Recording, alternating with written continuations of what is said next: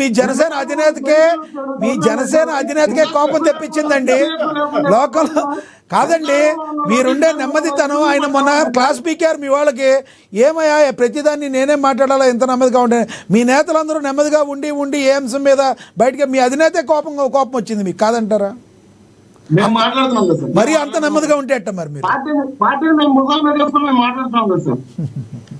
Right right right మళ్ళీ మాట్లాడతాం మీతో. మనతోటి కేఎస్ ప్రసాద్ గారు ఉన్నారు, రాజకీయ విశ్లేషకులు, ఆయనతో మాట్లాడదాం. నమస్తే సార్ ప్రసాద్ గారు.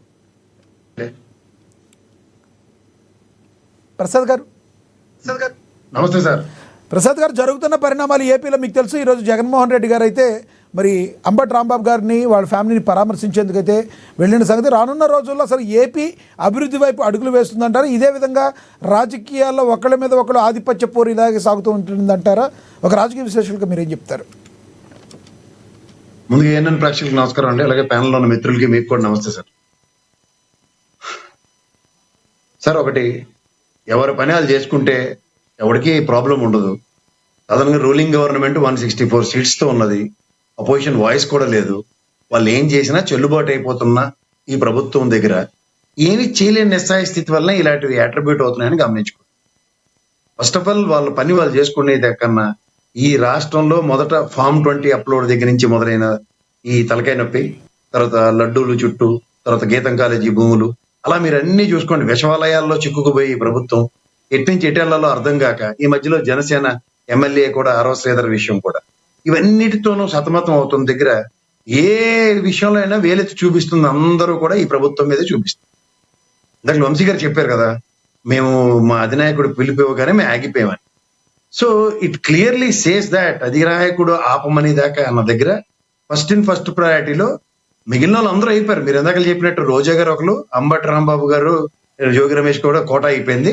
ఇంకా ఉండిపోయింది ఎవరు అంటే పేరు నాని గారు, రోజా గారు, విడుదల రజని గారు తప్ప మిగిలిన వాళ్ళు అందరూ ఇల్లు ఎరగొట్టారు. చూసుకోండి వాళ్ళంటే క్రానిక్ లాడ్. ఈ ప్రభుత్వానికి నిజంగా లా అండ్ ఆర్డర్ ని కంట్రోల్ చేయవలసిన ఈ ప్రభుత్వం అన్న దగ్గర ప్రజాస్వామ్య విలువలు వీళ్ళు పరిరక్షిస్తున్నారా లేదా అంటే నేను క్లియర్ గా చెప్పగలను. ఎందుకంటే ఇది ప్రజాస్వామ్యం సార్. అంబటి రాంబాబు గారు, లేదంటే కొడాల నాని గారు, వంశీ గారు, మీరు ఎవరినైనా తీసుకోండి, రోజా గారు, వీళ్ళందరినీ ప్రజలు నిర్ణయించారు వాళ్ళకి ప్రజాస్వామ్యంలో వాళ్ళని గెలిపించుకోవాలా వద్దా అని.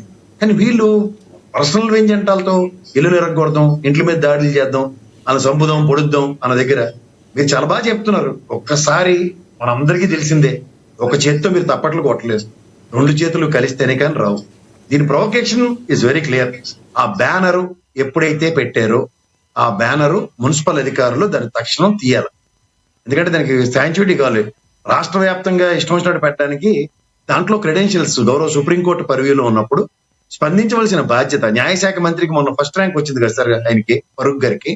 ఇది చట్ట పరిధిలో ఉన్న అంశాన్ని మనం ఏ ప్రాతిపదిక మీద పెడుతున్నాం అని ఆయన ఖచ్చితంగా దాన్ని తీర్లిగించడానికి ఒక ఇనిషియేటివ్ తీసుకుంటే, దానికన్నా ముందు అంబటి రాంబాబు గారు రేపటిలోపుగా దీన్ని తొలగించకపోతే అలా ఈ రెండే మనం పరిగణలోకి తీసుకున్నాం. తర్వాత అంబటి రాంబాబు గారు మాట్లాడింది ఖచ్చితంగా తప్పు, నేను యాక్సెప్ట్ చేయను.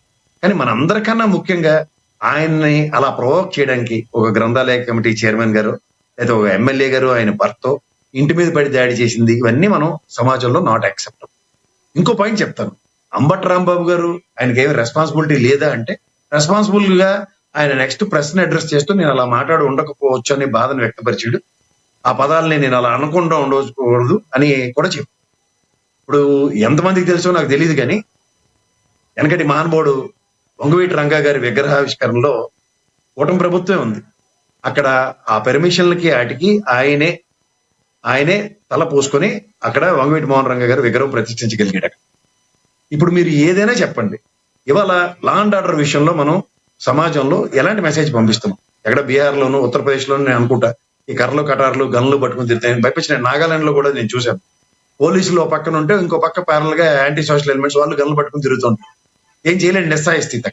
సో అట్లాంటి సర్కమ్స్టాన్సెస్ మనకి ఆంధ్రప్రదేశ్ ఎందుకు తీసుకొస్తున్నారు? ముఖ్యంగా లా అండ్ ఆర్డర్ విషయంలో గౌరవ ముఖ్యమంత్రి గారు కనుక నిన్న అక్కడ సమూహాలుగా కర్రలు కటార్లు పట్టుకుని నిలబడిన దగ్గర వాళ్ళని చెల్లాచెదరు చేస్తూ అక్కడ ఇమీడియట్ గా వాళ్ళని అరెస్ట్ చేసే నేపథ్యం అన్నది కనుక అట్లీస్ట్ జరిగి ఉంటే ఇంత నిర్వచనీయమైన ఘటనలు జరగకపోయింది కదా. నేను అంటుంది, పోలీస్ వ్యవస్థను తన పని తాను చేసుకునివ్వకుండా ఎన్ని పాబంధకాలు రాజకీయ పరంగా క్రియేట్ అవుతున్నాయో చూసుకోమనండి. మనకు తెలిసినంత వరకు నేను చదువుకున్న జర్నలిజంలో కానీ నేను చూసిన వ్యవస్థలో పోలీసులు అన్నవి ఒక ఇండిపెండెంట్ బాడీ.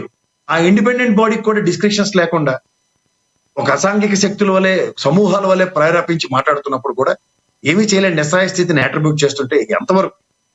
ఉదాహరణకి అంబటి రాంబాబు గారి కన్నా ముందు గౌరవ ముఖ్యమంత్రి గారు చంద్రబాబు నాయుడు గారు పుట్టుకల మీదే మాట్లాడారు. ఆయన జగన్మోహన్ రెడ్డి గారు పుట్టుకుని ఎంత అవహేళన చేస్తూ మాట్లాడారు.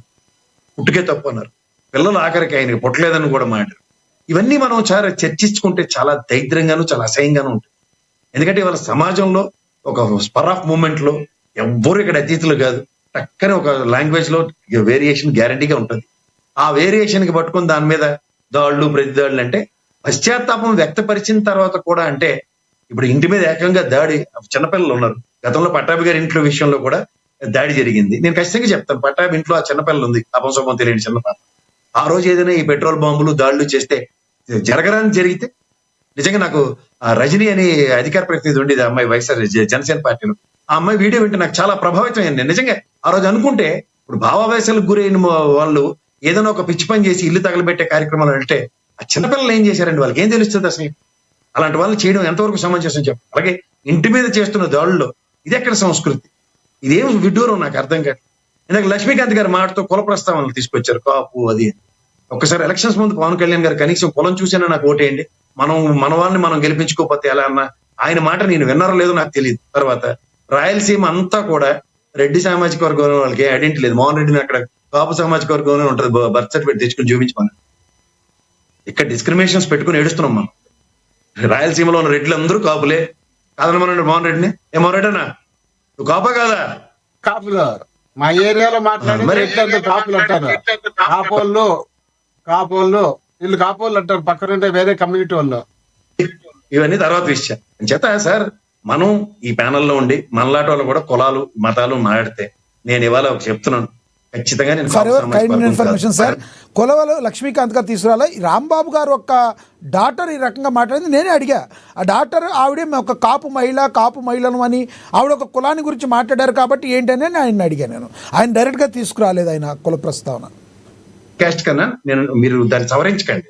ఇప్పుడు అంబటి రాంబాబు గారు అమ్మాయి కాపు అమ్మాయి కదా, ఖచ్చితంగా కాపు కులాలు అందరూ ఆ అమ్మాయి పరిరక్షణకి వెళ్ళి ఆ అమ్మాయి మీద ఇంటి మీద దాడి జరిగింది, ఆ పొరపాటున ఏదైనా అమ్మాయికి జరిగింది అనుకోండి సార్, అనొచ్చు కదా ఆవిడ. కాదు ప్రసాద్ గారు, మీరు కూడా గమనించాలి. ఇక్కడ మీరు కూడా ఒక మహిళగా, ఒక ఆంధ్రప్రదేశ్ తెలుగు మహిళగా అనాలి కానీ ఒక కాపు మహిళ అని ఆవిడ ఎలా మాట్లాడతారండి? అసలు కాపు అనేది ఎందుకు వచ్చింది అసలు ఈ వ్యవహారంలోకి? అంటే ఇందులో ఏమైనా వాంటెడ్లు ఏమైనా చేస్తున్నారా? నా కులం నాకు కన్న తల్లి లేడుదండి.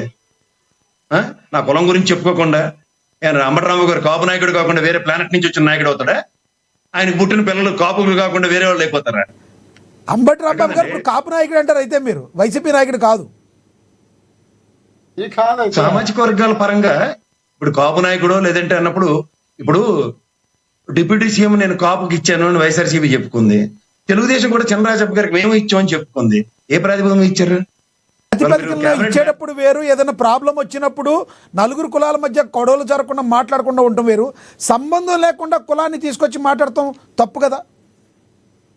ఓహో, మరి కనీసం నన్ను గెలిపించడానికి మన కులపోలేని మన కోటేరని ఈ పవన్ కళ్యాణ్ గారు చెప్తే ప్రవచనాలు ఉన్నాయండి మీకు. రాజకీయాల్లో అడిగేటప్పుడు కులం మీరే అన్నారు.